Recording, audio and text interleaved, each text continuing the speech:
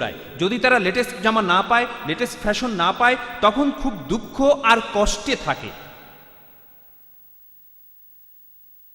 এই ধরনের লোক তখন হয়ে যায় ফ্যাশনের পূজারী। ফ্যাশনই তখন তাদের কাছে ঈশ্বর। পৃথিবীর বিভিন্ন ধর্মে মূর্তিকে যেমন ভাবা হয় ঈশ্বর, টাকাও ঈশ্বর হতে পারে, খ্যাতিও ঈশ্বর হতে পারে, ক্ষমতা আর সম্মান হতে পারে ঈশ্বর, সমাজে অনেক উঁচুতে অবস্থানের আশা ঈশ্বর হতে পারে।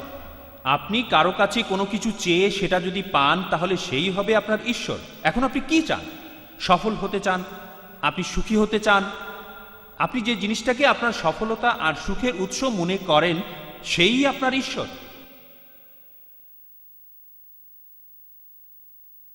এখানে আমি আপনাদের ধারণা দেওয়ার চেষ্টা করলাম যে ঈশ্বর বলতে কি বোঝায়, ধর্ম বলতে কি বোঝায়। ইসলাম আমাদের সবাইকে বলছে যে বাস্তবে এই সবগুলো ঈশ্বরই তারা নকল ঈশ্বর। এই সবগুলো ঈশ্বরই নকল। আপনারা এই যে সব ঈশ্বরের উপর বিশ্বাস করছেন, তাদের উপর আশা করছেন, আপনারা যা চান সেটা এই ঈশ্বরগুলো কেউ আপনাদের দিতে পারবে না। টাকা না, খ্যাতি না, ফ্যাশন না, এসব কিছুই আপনাদেরকে তারা দিতে পারবে না। এইসব মূর্তি বা দেবতাদের কেউ আপনাদের আশা পূরণ করতে পারবে না, কারণ এইসব মূর্তি আর দেবতা এরা সবাই আসলে অসহায়।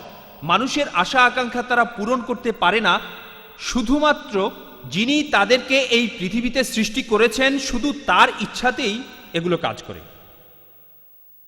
তাই সত্যি বলতে সফল হওয়ার জন্য একমাত্র উপায় হলো আমরা আমাদের জীবনে সফল হওয়ার জন্য যার উপাসনা করব সেটা টাকা না, টাকা না, খ্যাতি না, ফ্যাশন না, এই পৃথিবীও না, অন্যান্য মানুষ যাদের পূজা করে তাদেরকেও না। উপাসনা করব যিনি এই সব কিছু সৃষ্টি করেছেন, যিনি তাদের সবাইকে নিয়ন্ত্রণ করেন। তার মানে আমরা মানুষ জাতি উপাসনা করব আল্লাহর, একমাত্র আল্লাহকে। এটাই হলো লা ইলাহা ইল্লাল্লাহ, এক কথায়। শুধুমাত্র এই না যে আমরা আমাদের নামাজ আদায় করব আল্লাহর উদ্দেশ্যে, তারপর আমরা আমাদের দোয়া করব একমাত্র আল্লাহর কাছে। অবশ্যই এগুলো খুব ইম্পর্টেন্ট, তবে এসবের পাশাপাশি আল্লাহর উপর বিশ্বাস আনতে হবে, আল্লাহর উপর ভরসা রাখতে হবে, আল্লাহর কাছেই আশা করতে হবে। আর যে কারণে আমাদের সৃষ্টি করা হয়েছে, কোরআন আমাদের বলছে ওয়ামা খালাকতুল জিন্না ওয়াল ইনসা ইল্লা লিয়াবুদুন, যে আল্লাহ মানুষ ও জিন সম্প্রদায়কে সৃষ্টি করেছেন ইল্লা লিয়াবুদুন, যাতে তারা শুধুমাত্র এক আল্লাহর ইবাদত করে। আল্লাহ সুবহানাহু ওয়া তাআলা কোরআনে বলেছেন ওয়ালাকাদ বাসনা ফি কুল্লি উম্মাতিন রাসূলা আন না'বুদুল্লাহি ওয়াজতানিবুত তাগুত।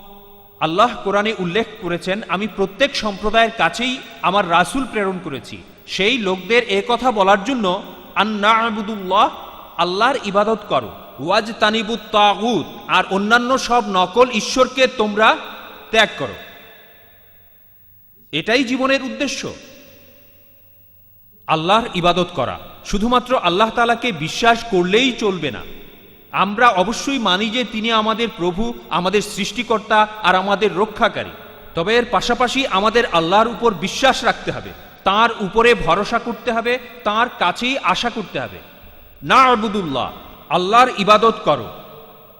আমরা সৃষ্টি হয়েছি আল্লাহর ইবাদত করার জন্য। আমরা ইবাদত করব শুধুমাত্র আল্লাহকে, আর অন্য সব ধরনের উপাসনাকে আমরা ত্যাগ করব আল্লাহকে ছাড়া। এটাই হলো আমাদের জীবনের উদ্দেশ্য। ইবাদত জিনিসটা কি, আসুন এ ব্যাপারে কথা বলি।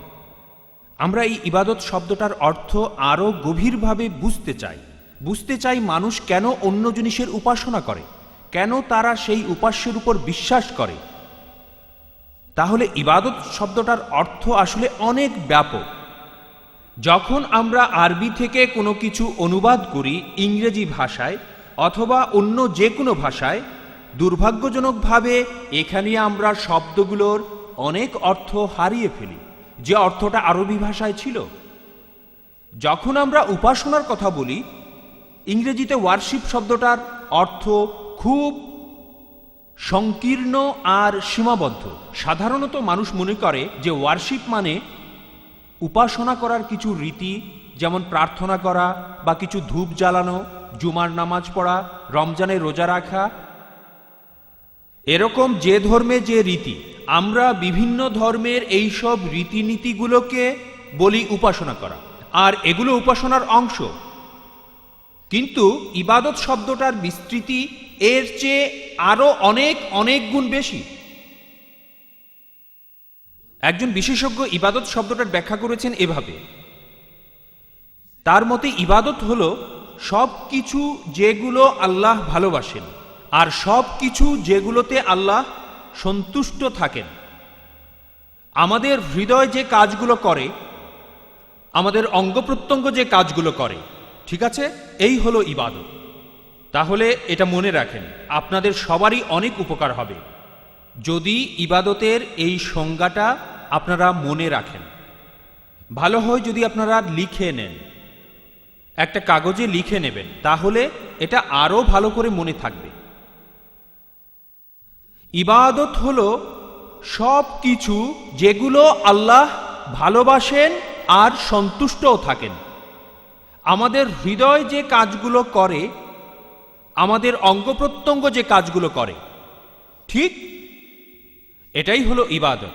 তাই আল্লাহ তাআলা আমাদের সৃষ্টি করেছেন যাতে আমরা চেষ্টা করতে পারি যে আমাদের হৃদয়ের প্রত্যেকটা কাজ, আমাদের অঙ্গ প্রত্যঙ্গের প্রত্যেকটা কাজগুলো এমনভাবে করি যাতে আল্লাহ আমাদের ভালোবাসেন আর কাজগুলোতে সন্তুষ্ট থাকেন।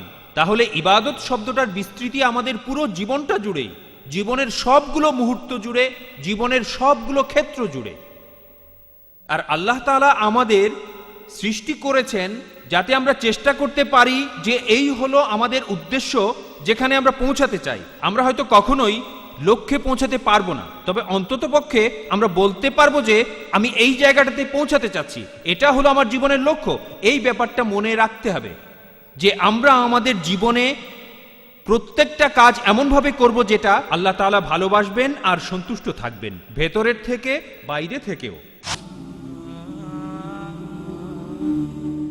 মাল্টিমিডিয়া পিসি এলিফ্যান্ট রোডের কাটাবন মসজিদ কমপ্লেক্সে অবস্থিত কম্পিউটার বিক্রয়ের একটি অনন্য প্রতিষ্ঠান মাল্টিমিডিয়া পিসি। এখানে কম্পিউটারের যাবতীয় অ্যাক্সেসরিজ পাওয়া যায় এবং কম খরচে অভিজ্ঞ ইঞ্জিনিয়ার দ্বারা কম্পিউটার, প্রিন্টার, মনিটর সার্ভিসিং করা হয়। এছাড়াও দেশি বিদেশি 2000-এরও অধিক ইসলামী সিডি, ভিসিডি থেকে আপনার পছন্দের কপিটি সংগ্রহ করুন। মাল্টিমিডিয়া পিসি কম্পিউটার ও ইসলামী সিডি, ভিসিডি বিক্রয়ের একটি অনন্য প্রতিষ্ঠান।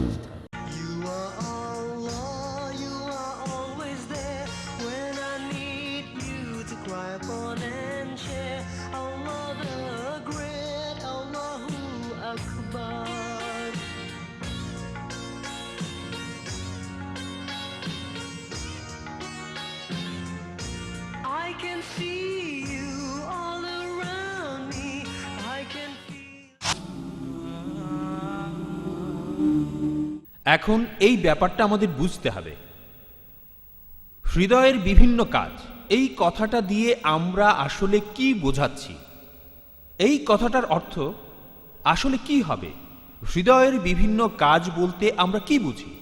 কেউ কি আমাকে বলতে পারবেন হৃদয়ের বিভিন্ন কাজ বলতে কি বোঝায়? অভিপ্রায়, জাযাকাল্লাহ খায়ের, এটাই হলো হৃদয়ের অভিপ্রায়, নিয়াত, আপনার মনের ইচ্ছা, কোনো কাজ করার পেছনের কারণ। আমি প্রার্থনা করতে যাচ্ছি, আমি ইসলামের উপরে একটা লেকচার দিতে যাচ্ছি। আমি কেন ইসলামের উপরে এই লেকচার দিতে যাচ্ছি? কারণ আমি চাই পৃথিবীর সব মানুষ আমার প্রশংসা করুক। আমি চাই পৃথিবী জুড়ে সবাই বলবে আব্দুর রহিম গ্রিন কি অসাধারণ একজন বক্তা, সে খুবই হ্যান্ডসাম আর সে খুবই আকর্ষণীয়, আমি পৃথিবীতে খুব জনপ্রিয় হব। একজন মানুষের মধ্যে এরকম নিয়ত থাকতে পারে, কিন্তু এই ধরনের ইচ্ছা বা নিয়ত কি আল্লাহকে সন্তুষ্ট করবে? না, এতে আল্লাহ কোনোভাবেই সন্তুষ্ট হবেন না। যে নিয়তে আল্লাহ সন্তুষ্ট হবেন, যখন আমি ইসলামের কথা বলবো সে সময়ে আমি আল্লাহ সুবহানাহু ওয়া তাআলার কথাকেই সবার উপরে রাখব।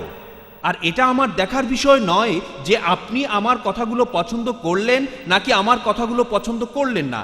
এখানে আপনাদেরকে সুখী করাটা আমার দায়িত্ব নয়। এখানে আমার দায়িত্বটা হলো আপনাদের জানানো যে ইসলাম আমাদের কি শিক্ষা দেয়। আমি জনপ্রিয় অথবা জনপ্রিয় নই সেটা আমাকে উৎসাহিত করবে না। এখানে আমার উৎসাহ থাকবে কিভাবে আল্লাহর অনুগ্রহ পাওয়া যায়, কিভাবে তার সন্তুষ্টি পাওয়া যায়, কিভাবে তার কাছ থেকে পুরস্কার পেতে পারি আর শাস্তি থেকে বাঁচতে পারি। আল্লাহ আমাকে কিছু জ্ঞান দিয়েছেন আর আমার দায়িত্ব হলো সেই জ্ঞান বিতরণ করা। এই জ্ঞান দিয়ে আমি আমার যথাসাধ্য চেষ্টা করব। এখন এটা কি কোনো ভালো অভিপ্রায়? হ্যাঁ, তাহলে এই নিয়ত হলো আমাদের হৃদয়ের কাজ। কিছু মানুষ এই নিয়ত করার সময় সেটা মুখে বলে, এটা হলো একটা বিদআ, এটা একটা পরিবর্তন। আর আমাদের মহানবী মুহাম্মদ সাল্লাল্লাহু আলাইহি ওয়াসাল্লাম কখনোই এমনটা করতেন না। যদি মুখে বলে আপনি নিয়ত করেন তাহলে নিয়ত জিনিসটা আপনি বুঝতেই পারেননি। নিয়ত জিনিসটা এমন না যে আমি এখন জোহরের 4 রাকাত নামাজ পড়ব, দুপুর 1:30 অমুক অমুক দিনে, ইত্যাদি ইত্যাদি। কিছু মানুষ এমনটা করেও, এটা আসলে ঠিক নয়। কারণ আপনি এ কথাটা মুখে বলতে পারেন, মনের থেকে নাও বলতে পারেন। আরবিতে নিয়ত শব্দটার অর্থ এটা একটা অভিপ্রায়, এটা আপনার হৃদয়ের একটা অভিপ্রায়। কোনো কাজ করার জন্য দৃঢ় সংকল্প, এটাই হলো নিয়ত। নিয়ত মানে কোনো কিছু করার জন্য আপনার দৃঢ় সংকল্প। তাহলে এটা আপনার হৃদয়ের কাজ, আপনার মুখের কথা নয়। এই হলো নিয়ত, অর্থাৎ আপনার হৃদয়ের কাজ। আমাকে আরেকটা হৃদয়ের কাজের কথা বলেন। হ্যাঁ, আশা। আচ্ছা, ধরেন তাহলে আশা। আমি কোন জিনিসের কাছে কিছু আশা করব? আমি কোনো কিছু আশা করব কার কাছে? কিছু একটার উপরে। তারপর আশা করব এই ব্যাপারগুলো ঘটবে। আমার বিশ্বাসটাই হলো এই আশা আকাঙ্ক্ষার ভিত্তি। আমি যেটা বিশ্বাস করি সেটাই আমাকে আশা আকাঙ্ক্ষায় উৎসাহ দেয়। আমি কি আল্লাহর উপর ভরসা করব নাকি আল্লাহ ছাড়া অন্য কিছুর উপর ভরসা করব? এই ভরসা থেকে জন্ম নেয় আস্থা। আমি কার উপরে আস্থা রাখব? কোন জিনিসের উপরে আমি আস্থা রাখব? আমার ব্যাংকের অ্যাকাউন্টের উপরে আস্থা রাখব? আমার ব্যাংকে রাখা টাকার উপরে আস্থা রাখব? নাকি আস্থা রাখব আল্লাহর উপর? এখানেই পরীক্ষাটা হয়ে যায়, বুঝলেন? এই পরীক্ষাটা তখনই হয়ে যায় যখন কেউ আপনার কাছে সাহায্য চায়। কেউ যদি আপনার কাছে টাকা চায় বা অন্য কোনো সাহায্য চায়, একজন গরিব লোক অথবা কোনো একজন লোক যে আল্লাহর নামে বা ইসলামের নামে কিছু একটা করতে চায়, আপনার কাছে সেই টাকা আছে, টাকাটা তখনই কাজে লাগবে না। আর অবশ্য এটাও ঠিক না যে আপনার এই টাকাটা দিয়ে বাড়ি ভাড়া দিতে হবে। হ্যাঁ, ঠিক আছে, আমি মেনে নিলাম, তবে আপনার কাছে সেই টাকা আছে। তাহলে বাস্তবে আপনি ভরসা করেন টাকার উপরে। যদিও আল্লাহ সুবহানাহু ওয়া তাআলা আপনাকে বলেছেন, ব্যয় করো হে আদমের সন্তানেরা, আমিও তোমাদের প্রতি ব্যয় করব। যদিও নবী মুহাম্মদ সাল্লাল্লাহু আলাইহি ওয়াসাল্লাম আপনাকে বলেছেন যে তোমরা সাদকা দিয়ে কখনো ক্ষতিগ্রস্ত হবে না।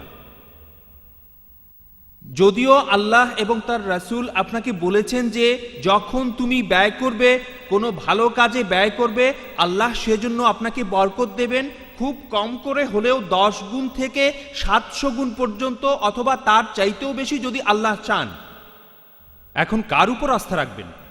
আল্লাহ তাআলা আর তার কথার উপর আস্থা রাখবেন, নাকি আপনি আস্থা রাখবেন আপনার ব্যাংক অ্যাকাউন্টের উপরে যেটা আপনার সামনেই আছে? এখন এটাই আমাদের দেখতে হবে, আপনি কার উপর আপনার আস্থা রাখবেন। আল্লাহ সুবহানাহু ওয়া তাআলা আমাদের বলেছেন সুদ নেয়া হারাম, সুদের ব্যবসা হারাম। কিন্তু আপনাদের মধ্যে কতজন মর্টগেজ নিয়েছেন? আপনাদের মধ্যে কতজন ব্যাংক থেকে সুদে টাকা ধার করেছেন? এগুলো আপনারা কেন করেছেন? যাতে একটা বাড়ি কিনতে পারেন, ভাড়া থাকতে পারেন। একটি বাড়িতে আপনি ভাড়া থাকেন। আমি ইসলাম ধর্ম পালন করছি গত 16 বছর ধরে। আমি মুসলমান হওয়ার পর প্রথম যে লেকচারটা শুনেছিলাম ইসলামের উপর, আমি প্রথম যে লেকচারটা শুনেছিলাম সেই লেকচারের বিষয় ছিল খামার আর রিবা। খামার অর্থাৎ মদ পান করা, এটা যে হারাম সেটাই জানতাম না। তার 6 মাস আগে আমি মাত্র মুসলমান হয়েছি, আর আমি জানতাম না যে খামার আসলে হারাম। আলহামদুলিল্লাহ, তখন থেকেই মদ খাওয়া পুরোপুরিভাবে বাদ দিলাম। আমি রিবা সম্পর্কেও জানতাম না, আর সে সময় একটা বাড়ি মর্টগেজ নিয়েছিলাম। আমার এক বন্ধুকে ফোন করলাম, তাকে বাড়িটা দেখালাম, বললাম বাড়িটা আজই বিক্রি করব। আমি যখন এটা করছি, আমার মনের কাছে শয়তান তখন বলছিল, তুমি এখন কিভাবে থাকবে, এখন কোথায় থাকবে, এখন কি করবে। আমি বললাম, আল্লাহ যদি আমার জন্য এগুলো হারাম করে থাকেন, ব্যাস এগুলো তাহলে হারাম। আল্লাহ আমার ব্যবস্থা করবেন, আর আমি তার উপরেই আস্থা রাখছি। গত 16 বছর ধরে আমি ভাড়া করা বাসায় আছি, আলহামদুলিল্লাহ আরামেই আছি। তাহলে আপনারা কার উপর আস্থা রাখবেন? আল্লাহর উপর আস্থা রাখবেন, নাকি বিভিন্ন বস্তুগত জিনিসের উপরে? যেগুলো আপনার ভালো লাগে, সেই বস্তুগত জিনিসগুলো যেগুলো ভালো লাগে, এটাই হলো পরীক্ষা। এখানেই দেখা যাবে আপনি কার উপরে আস্থা রাখেন, আপনারা কাকে বিশ্বাস করেন। আল্লাহকে বিশ্বাস করেন নাকি অন্য কাউকে? তাহলে হৃদয়ের আরেকটা কাজ কি? হৃদয়ের আরেকটা কাজ, আমাদের সবার হৃদয় কি জন্য বিখ্যাত? ভালোবাসা। আমাদের হৃদয় ভালোবাসার জন্য বিখ্যাত। ঠিক আছে, আপনি কাকে ভালোবাসেন? তাদেরকে ভালোবাসেন কেন? কতখানি ভালোবাসেন তাদের? ভালোবাসাও এক ধরনের উপাসনা, আর ভালোবাসাকে ঠিক পথে পরিচালিত করলে সেটা হবে আল্লাহর ইবাদত করা। যদি ভালোবাসাকে পরিচালিত করেন ভুল পথে, সেই কাজটা হতে পারে শিরক। আপনি ভালোবেসে অন্য কাউকে আল্লাহর শরীক করে ফেলতে পারেন। আর এই কথাটা আল্লাহ কোরআনেই বলে দিয়েছেন, যার অর্থটা হলো এরকম যে কিছু মানুষ আছে যারা অন্যদের ভালোবাসে যেভাবে আল্লাহকে ভালোবাসা উচিত, কিছু মানুষ আছে যারা অন্যদের ভালোবাসে যেভাবে আল্লাহকে ভালোবাসা উচিত। কিন্তু যারা ঈমান এনেছে, আল্লাহর প্রতি ভালোবাসায় তারা সুদৃঢ়। এই ভালোবাসাটা কি? এই ভালোবাসাটা হলো আত্মসমর্পণের ভালোবাসা। আল্লাহ সুবহানাহু ওয়া তাআলা পবিত্র কোরআনে উল্লেখ করেছেন, কারণ আমাদের নবীজির সময় কিছু মুশরিক ছিল, তারা এমন কথা বলতো যে আমরা আল্লাহকে ভালোবাসি। আপনি বললেন আল্লাহকে ভালোবাসেন, আমরাও ভালোবাসি। অন্য ধর্মের লোকেরা বলে, হিন্দুদের বলতে শুনবেন আর খ্রিস্টানদেরও দেখবেন, সবাই বলবে আমরা ঈশ্বরকে ভালোবাসি। সেজন্য আল্লাহ তাআলা পবিত্র কোরআনে একটা শর্ত দিয়ে দিলেন।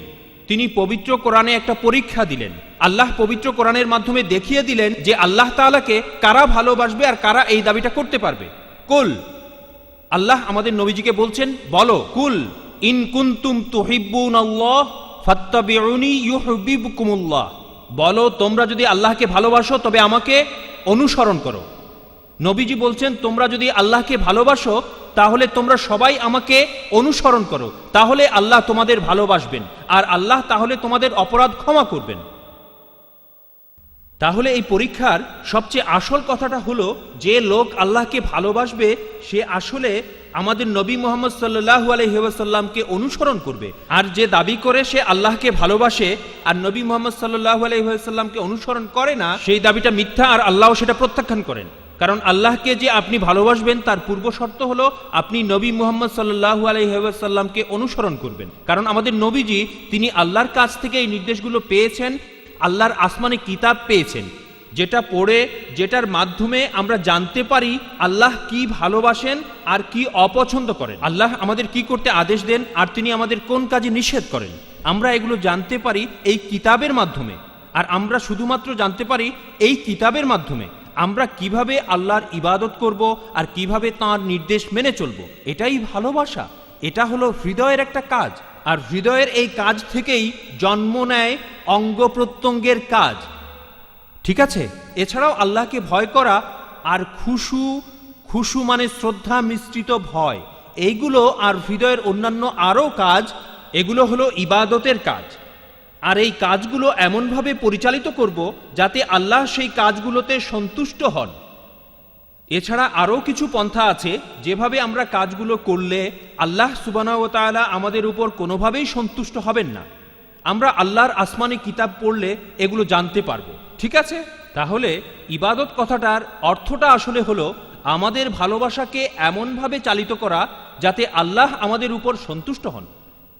আর আমাদের নবী মুহাম্মদ সাল্লাল্লাহু আলাইহি ওয়াসাল্লাম বলেছেন, এটার কোনো গুরুত্ব নেই তুমি কত প্রার্থনা করো, কতখানি রোজা রাখো আর কতখানি দান খয়রাত করো, তোমরা কখনোই স্বাদ পাবে না হালওয়াতুল ইমানের মিষ্টতার, বিশ্বাসের মিষ্টতার, যতক্ষণ না তোমরা আল্লাহ এবং তাঁর রাসূলকে সবচেয়ে বেশি ভালোবাসবে। আপনি দান করবেন আল্লাহর জন্য, কোনো কিছু নেবেন আল্লাহর জন্যই, আপনি ভালোবাসবেন আল্লাহর কারণে, ঘৃণাও করবেন আল্লাহর কারণেই, আল্লাহর কারণেই মানুষের সাথে মিশবেন, আল্লাহর কারণেই দূরে সরে যাবেন। এই গুণটা যতক্ষণ না অর্জন করেছেন আপনারা বুঝতে পারবেন না কত সুন্দর, কত মধুর আর কত মোহনীয় আমাদের এই ইসলাম ধর্ম। তাহলে আমাদের এটা অর্জন করতে হবে, এই লক্ষ্যটা অর্জন করতে হবে, এই অবস্থানটা অর্জন করতে হবে। আর অঙ্গ প্রত্যঙ্গের কাজ, আমরাও জানি যে অঙ্গ প্রত্যঙ্গের কাজগুলো কি? প্রার্থনা করা, রোজা রাখা, হজ করতে যাওয়া, ভালো কাজে উৎসাহ দেয়া, খারাপ কাজে বারণ করা, জিহাদে অংশ নেয়া, হ্যাঁ, কি পোশাক পরবো, কিভাবে কথা বলবো, কেমন ব্যবহার করব, আমাদের আচরণ, আমাদের আখলাক, আমাদের আদাব, এইগুলো আমাদের অঙ্গ প্রত্যঙ্গের কাজ। এমনকি আমরা যখন টয়লেটে যাই, ইসলাম এ সম্পর্কে আমাদের বলেছে এই কাজটাও এমনভাবে করা যায় যাতে আল্লাহ তাআলা সন্তুষ্ট হন, যাতে করে আল্লাহ আমাদের উপর সন্তুষ্ট হন। আর এই কথাগুলো আমরা জানতে পারবো পবিত্র কোরআন থেকে। তাহলে আমার প্রিয় ভাই বোনেরা, এটাই আমাদের জীবনের উদ্দেশ্য। আমরা আমাদের জীবনের সব কাজ এমনভাবে করব যাতে আল্লাহ আমাদের ভালোবাসেন, আমাদের উপর সন্তুষ্ট থাকেন। হয়তো লক্ষ্য অর্জন করতে পারবেন না, এই লক্ষ্যটা অর্জন করা খুব কঠিন, সারা জীবন ধরে এই কাজ করা আসলেই খুব কঠিন, তবে আপনি চেষ্টা করতে পারেন। এটাই আমাদের জীবনের উদ্দেশ্য।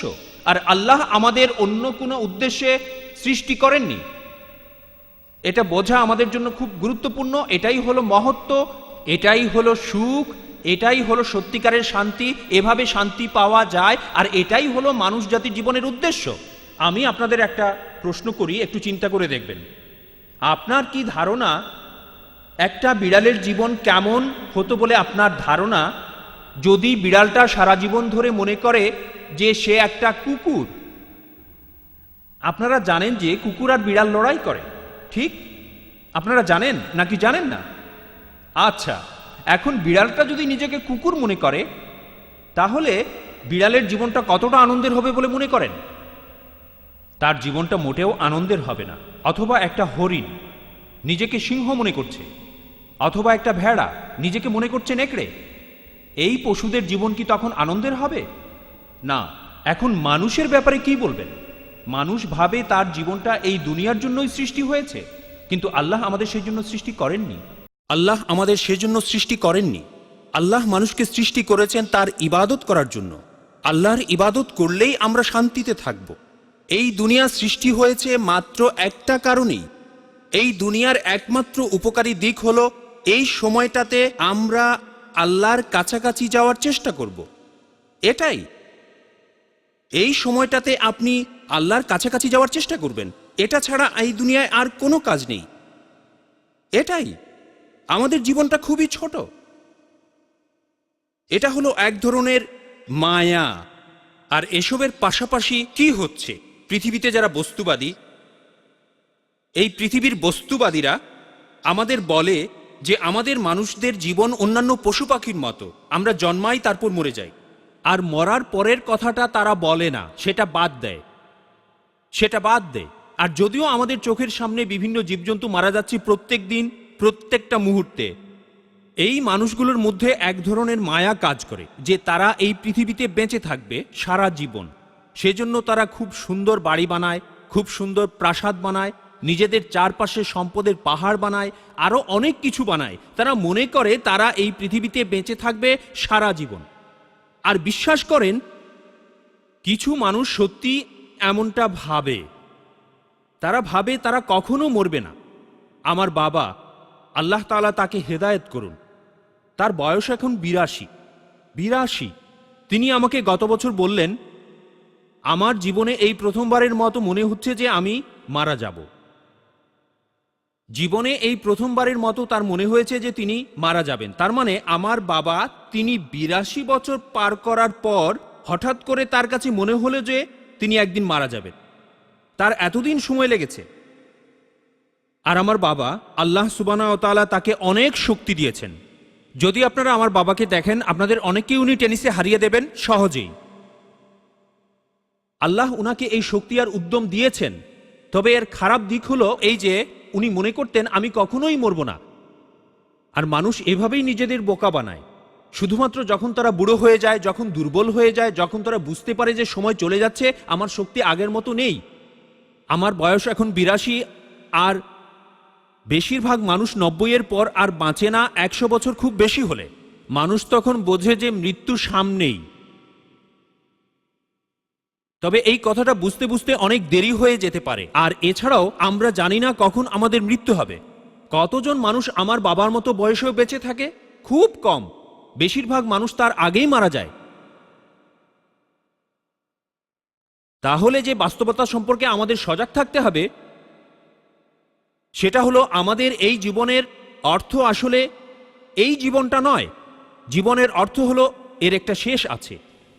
তাহলে যে বাস্তবতা সম্পর্কে আমাদের সজাগ থাকতে হবে সেটা হলো আমাদের এই জীবনের অর্থ আসলে এই জীবনটা নয়। জীবনের অর্থ হলো এর একটা শেষ আছে। বাস্তবতা হলো আমাদের এই জীবনের শেষ আছে। আর এই ব্যাপারটা আমাদের নবীজির একটি হাদিসে সুন্দরভাবে ব্যাখ্যা করা হয়েছে। নবী মুহাম্মদ সাল্লাল্লাহু আলাইহি ওয়াসাল্লাম বলেছেন, এই পৃথিবীটা আমার কোন প্রয়োজনে আসবে? আমি ভ্রমণে বের হওয়া একজন মুসাফির, যে পথের মাঝখানে ছায়ার তলে বসে কিছুক্ষণ বিশ্রাম নিয়ে নিচ্ছে, তারপর আবার যাত্রা শুরু করবে। একবার শুধু ভেবে দেখেন যে এই সুন্দর উপমাটা, এই রূপকটার, যেটার কথা নবী মুহাম্মদ সাল্লাল্লাহু আলাইহি ওয়াসাল্লাম আমাদের বলেছেন এই দুনিয়া সম্পর্কে, এই পৃথিবী সম্পর্কে। পৃথিবীতে আমাদের এই জীবনটা হলো মুসাফিরের জীবন।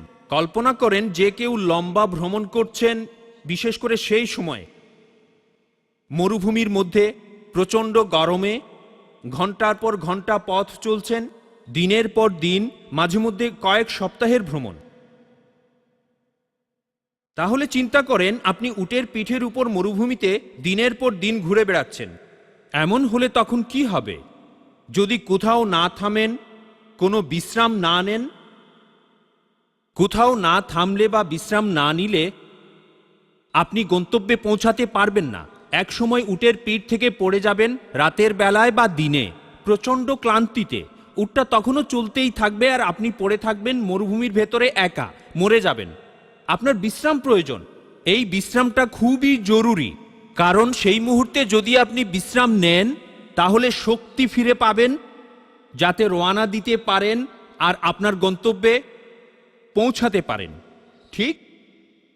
তাহলে সেই মুসাফির যদি গাছের ছায়ার নিচে বসে থাকে, তার প্রয়োজনটা সে মেটাতে পারবে, এতে করে সে গন্তব্যে পৌঁছাতে পারবে। এটা তার জাহাদের একটি অংশ, তার প্রচেষ্টার, তার সংগ্রামের। ঠিক আছে? তাহলে এই হলো আমাদের জীবন। আমাদের এই জীবন একটা লম্বা ভ্রমণের মতো। যে সময় আল্লাহ আমাদের সৃষ্টি করেছেন সেখান থেকে চূড়ান্ত লক্ষ্যস্থল পর্যন্ত। তবে এই পৃথিবীটা আমাদের লক্ষ্যস্থল নয়, না। এই জীবনটা হলো এক মুসাফিরের মতো, যে গাছের ছায়ায় বসে বিশ্রাম নিচ্ছে। সেই গাছ আর গাছের ছায়া তার গন্তব্য নয়। এটাই সেই মুসাফির বলে না যে আমি আমার যাত্রাটা শেষ করে ফেলেছি, আমি আমার গন্তব্যে পৌঁছে গেছি, আমি এখন এখানেই থাকব। না, তার গন্তব্য কোনো একটা শহর, বাজার বা অন্য জায়গা। সে শুধু তার প্রয়োজনে কিছুক্ষণ বিশ্রাম নিচ্ছে। এটাই হলো দুনিয়ার জীবন। প্রিয় ভাই ও বোনেরা, পৃথিবীতে আমাদের এই জীবন হলো সেই মুসাফিরের মতো, যে তার ভ্রমণের মাঝখানে গাছের ছায়ায় বসে বিশ্রাম নিচ্ছে। এই পৃথিবীতে আমাদের যা করা দরকার সেটাই করব, যাতে করে আমাদের গন্তব্যে পৌঁছাতে পারি।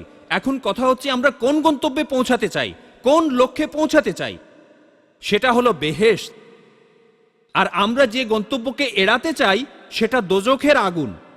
আর সেখানে পৌঁছানোর আগে যেদিন আমাদেরকে পরীক্ষা দিতে হবে সেটা হলো কিয়ামতের দিন। আর সেই দিন আল্লাহ যেটা দিয়ে আমাদের বিচার করবেন, আল্লাহ যেটা দিয়ে আমাদের পরীক্ষা করবেন, সেটা আমাদের কাজ, ভালো কাজ আর খারাপ কাজ। আমাদের এই জীবনে কোন জিনিসটা দরকার? ভালো কাজসমূহ। আমাদের এই জীবন থেকে আমরা এই সুবিধাটা নেব। এই পৃথিবী থেকে আমাদের শুধু এই জিনিসটাই দরকার, ভালো কাজসমূহ, যাতে করে আমরা আমাদের চূড়ান্ত গন্তব্য জান্নাতে যেতে পারি। তবে আপনারা দেখবেন যে বেশিরভাগ মানুষই বোকা। তারা ভাবে এই পৃথিবীটাই তাদের গন্তব্য, তারা দ্বিধাদ্বন্দ্বে ভোগে, তারা এই পৃথিবীর ভোগ বিলাসে একেবারে ডুবে যায়, এই পৃথিবীর চাকচিক্য তাদেরকে সবসময় প্রলুব্ধ করে, আর তারা ভাবে এটাই তাদের গন্তব্য। এই যে আমি এই পৃথিবীতে, আর এই পৃথিবীটা কত সুন্দর, আকাশের সূর্য সুন্দর, বনের গাছ সুন্দর, আশেপাশে সব সুন্দর, তারা সম্পদ জমা করে সুন্দর সুন্দর বাড়ি বানায়, তারা সুন্দর সুন্দর প্রাসাদ বানায়, গাড়ি চড়ে, আর তারা মনে করে এই পৃথিবী সব। তাই এগুলো ভোগ করার জন্য তারা সব কিছু করে, বস্তুগত জিনিসগুলোর জন্য। তবে বাস্তবটা হলো তারা মারা যাবে আর এই সম্পদের কিছুই সাথে করে নিয়ে যেতে পারবে না। আর তখনই তারা এই বাস্তবটা বুঝতে পারবে, আরও বুঝতে পারবে যে তারা পরকালের জন্য আসলেই কিছুই করেনি। যখন কেয়ামতের দিন তারা আল্লাহর সামনে দাঁড়াবে, তারা কোন কাজের কথা বলবে? তারা তখন কি বলতে পারবে? কিছুই না। তারা ইহকালে কোনো সওয়াব অর্জন করতে পারেনি, তারা জীবনটাকে কাজে লাগাতে পারেনি। তারা যদিও অনেক কাজ করেছে, কিন্তু এমনভাবে কাজ করেনি যে এই ভালো কাজের কারণে পরবর্তী জীবনে তার জন্য ভালো কিছু থাকবে। এই লোকগুলো যে কাজ করে, অবশ্য তাদের কেউ কেউ এটা সত্যি যে তারা আসলেই ভালো কাজ করে, তারা ভালো কাজ করে, কিন্তু এই ভালো কাজগুলোর ফলে তারা শুধুমাত্র ইহকালেই উপকার পাবে। তারা এই ভালো কাজগুলো পরকালের কথা ভেবে করেনি, এটার মূল্য নেই। ধরেন আপনার একটা ব্যাংক অ্যাকাউন্ট আছে, আর সেই অ্যাকাউন্টে আপনি টাকা জমা দিচ্ছেন, আপনি সেই টাকাটাই পাবেন যেই টাকাটা রেখেছিলেন। কিন্তু আপনি যদি কোনো ব্যবসায় আপনার টাকা ইনভেস্ট করেন, অথবা যদিও এই কাজটা একটা কুফর, যদি আপনার টাকাটা কোনো ইন্টারেস্ট বিয়ারিং অ্যাকাউন্টে রাখেন, এটা আপনার জন্য হালাল না। আমি শুধু আপনাদের একটা উদাহরণ দিচ্ছি। যদি কোনো ইন্টারেস্ট বিয়ারিং অ্যাকাউন্টে টাকা রাখেন, আপনি শুধু আসল টাকাটাই পাবেন না, তার সাথে যেটা অর্জন করেছেন সেটাও পাবেন। ঠিক, আপনি ইন্টারেস্ট পাচ্ছেন, তাই আয় করছেন, আর সেটা দিয়ে কিছু করতে পারবেন, কিন্তু আপনার টাকাটা কোনো সাধারণ অ্যাকাউন্টে আশা করবেন না যে টাকার পরিমাণ বেড়ে যাবে, এটা করবেন না। তাহলে যে মানুষ তার সব প্রচেষ্টা দুনিয়ার পেছনে ইনভেস্ট করে, তারা কিভাবে আশা করে যে পরকালের জীবনে অর্থাৎ আখিরাতে পুরস্কার পাবে যখন আল্লাহ বিচার করবেন? কারণ তারা সেখানে ইনভেস্ট করেনি, তারা ইনভেস্ট করেছে শুধু দুনিয়ার পেছনে। এটা হলো একটা ব্যাখ্যা যে কেন কিয়ামতের দিনে অবিশ্বাসীদের কোনো কাজই তাদের কোনো রকম উপকারে আসবে না। কিয়ামতের দিনে এই কাজগুলো তাদের কোনো কাজেই আসবে না, কারণ তারা ইনভেস্ট করেছে শুধুমাত্র এই জীবনের পেছনে। তারা আখিরাতের জন্য কোনো রকম ইনভেস্ট করেনি, তারা পরকালের জীবনের জন্য ইনভেস্ট করেনি। আর পরকালের জীবনের জন্য আপনি যেভাবে ইনভেস্ট করবেন, আপনি আল্লাহ তাআলার নির্দেশগুলো মেনে চলবেন, আল্লাহ যেমনটা বলেছেন আপনি সেখানেই ইনভেস্ট করবেন। আল্লাহকে মেনে চলবেন, তার রাসূলকে মেনে চলবেন, তার আসমানি কিতাব মেনে চলবেন, আর একমাত্র আল্লাহ সুবহানাহু ওয়া তাআলার ইবাদত করবেন। তাই আমার প্রিয় ভাই ও বোনেরা, এটা আমাদের জন্য জানা অত্যন্ত জরুরি। আমাদের মানুষের এই জীবন, এই জীবনের অর্থ কি? আমাদের এই জীবনের অর্থটা আসলে এই জীবন নয়।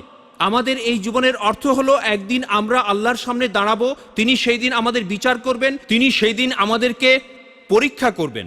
আমরা যে কাজগুলো করেছি, ভালো কাজ আর খারাপ কাজ, আমরা সেই জন্য পুরস্কার পাবো অথবা আমরা শাস্তি পাবো। আল্লাহুম্মা সাল্লি আলা মুহাম্মাদিন ওয়া আলা আলিহি ওয়া সাহবিহি ওয়া সাল্লাম। শুরু হচ্ছে প্রশ্নোত্তর পর্ব। স্যার, আমি যেটা জানতে চাই যে মহান ঈশ্বর তিনি কিভাবে আমাদের প্রার্থনায় উপকৃত হচ্ছেন, নাকি আমরাই এই প্রার্থনায় উপকৃত হই? ধন্যবাদ। না, আমাদের কাছে আল্লাহর কিছুই প্রয়োজন নেই। আমাদের প্রার্থনায় আল্লাহ তাআলার কোনো উপকার হয় না, কারণ আল্লাহ সুবহানাহু ওয়া তাআলা স্বয়ং সম্পূর্ণ, তিনি আস-সামাদ। প্রত্যেকেরই আল্লাহকে প্রয়োজন, আর আল্লাহর কাউকেই প্রয়োজন নেই, আল্লাহর কিছুই প্রয়োজন নেই। আল্লাহ সুবহানাহু ওয়া তাআলা চান আমরা তার কাছে প্রার্থনা করি, আল্লাহ সুবহানাহু ওয়া তাআলা চান আমরা তার ইবাদত করি, কারণ আমরা যে আল্লাহ সুবহানাহু ওয়া তাআলাকে ভালোবাসি এটা হলো তার একটা প্রমাণ। আমরা যে সম্পূর্ণভাবে তার উপর নির্ভরশীল এটা তার প্রমাণ। তবে আল্লাহ তাআলা কোনোভাবেই আমাদের মুখাপেক্ষী নন। তাহলে এই ধরনের চিন্তাটা খুবই ভুল ধারণা যেটা কিছু মানুষের আছে। সেটা হলো যে আল্লাহ সুবহানাহু ওয়া তাআলা আমাদের প্রার্থনার মুখাপেক্ষী, অথবা কিছু মানুষ চিন্তা করে যে তারা ভাবে যত বেশি মানুষ তাদের ঈশ্বরের উপাসনা করবে, ঈশ্বর ঠিক ততটাই শক্তিশালী হয়ে উঠবে। এখন আল্লাহ সুবহানাহু ওয়া তাআলার অধীনে রয়েছে এই বিশ্বজগতের সব শক্তি আর ক্ষমতা। আর যদি আল্লাহ আমাদের ধ্বংস করতে চান, তিনি সেক্ষেত্রে শুধু একটা শব্দই বলবেন, যদি আল্লাহ চাইতেন সবাইকেই বিশ্বাসী বানাতে পারতেন অথবা অবিশ্বাসী বানাতেন, এটা আল্লাহর জন্য খুবই সহজ, একেবারেই সহজ কাজ। তাহলে এই ব্যাপারটা বুঝতে পারা আমাদের জন্য খুব ইম্পর্ট্যান্ট। আসসালামু আলাইকুম। ওয়ালাইকুম আসসালাম। একজন ভালো মুসলিম হতে হলে কি জিনে বিশ্বাস করতে হবে? এটার পক্ষে কি কোনো প্রমাণ আছে? হ্যাঁ, জিনের অস্তিত্ব আছে, এটা বিশ্বাস করতে হবে, আর এটা আকীদার একটা অংশ, বিশ্বাসের অংশ। জিনদের কথা পবিত্র কোরআনে উল্লেখ আছে, আর একটা সূরা, সেটার নাম সূরা জিন। এছাড়াও অনেক হাদিস রয়েছে আমাদের নবী মুহাম্মদ সাল্লাল্লাহু আলাইহি ওয়াসাল্লাম এর, যেখানে জিনদের কথা উল্লেখ করা হয়েছে। আর ইবলিস অর্থাৎ শয়তানও হলো এই জিনদের একজন। তাই নিশ্চিতভাবে বলা যায় জিনদের অস্তিত্বে বিশ্বাস করা, তাদের বিভিন্ন রকম ক্ষমতায় বিশ্বাস করা, আর জিনদের সম্পর্কে কোরআন ও সহিহ হাদিসে যেই কথাগুলো উল্লেখ করা হয়েছে সেগুলো বিশ্বাস করা, মুসলিম হিসেবে এই কথাগুলো বিশ্বাস করা আবশ্যিক, কোনো সন্দেহ ছাড়াই। এটা সব মুসলিমকেই বিশ্বাস করতে হবে। আর জিন যে মানুষের উপর ভর করে এই কথাটার প্রমাণ আপনারা পাবেন হাদিসে, নবী মুহাম্মদ সাল্লাল্লাহু আলাইহি ওয়াসাল্লামের সুন্নায়। আমরা সহিহ হাদিস দেখি যেখানে আছে যে মুহাম্মদ সাল্লাল্লাহু আলাইহি ওয়াসাল্লাম তিনি তখন জিনদের পালতেন, এমনকি অনেক সাহাবাও তখন এমনটা করতেন। আর মানুষের বিভিন্ন কার্যকলাপ থেকেও এই ব্যাপারটা প্রমাণিত হয়েছে, মুসলিমরা দেখেছে, অমুসলিমরাও দেখেছে। তাই জিনদের অস্তিত্ব নিঃসন্দেহে একটি বাস্তবতা, আর জিনদের ব্যাপারটা সত্যি। এটার প্রমাণ আপনারা পাবেন আমাদের নবী মুহাম্মদ সাল্লাল্লাহু আলাইহি ওয়াসাল্লামের কথা থেকে। আর জিনদের কথা এমনকি পবিত্র কোরআনেও উল্লেখ করা হয়েছে, যারা পৃথিবীতে সুদের কারবার করবে তারা কিয়ামতের দিন উঠে দাঁড়াতে পারবে না। শুধুমাত্র তারাই দাঁড়াবে যাদেরকে শয়তান পাগল বানিয়েছে, অর্থাৎ সে হবে মাজনুন। আরবিতে মাজনুন শব্দটার অর্থ যার উপরে জিন ভর করেছে। তাই পবিত্র কোরআন বলছে যে লোক পৃথিবীতে সুদের কারবার করবে, কিয়ামতের দিন এলে সে জিনে ধরা মানুষের মতো দাঁড়াবে, তার উপর শয়তান ভর করবে। তাহলে দেখছেন যে পবিত্র কোরআনও বলছে মানুষের উপর জিন ভর করে। আর আল্লাহ সুবহানাহু ওয়া তাআলা আল্লাহু আলিম, তিনিই ভালো জানেন। ومن آياته الليل والنهار والشمس والقمر لا تسجدوا للشمس ولا للقمر واسجدوا لله الذي خلقهن إن كنتم إياه تعبدون।